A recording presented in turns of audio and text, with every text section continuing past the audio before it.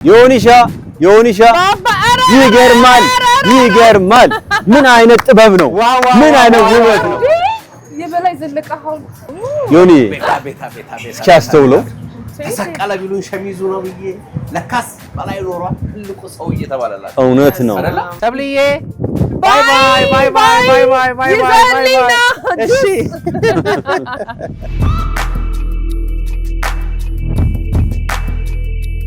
አባያ በቀለሽ ጣና ያበቀለሽ ሰብልዬ አረኔ ሰብልዬ እንደምን ዋላችሁ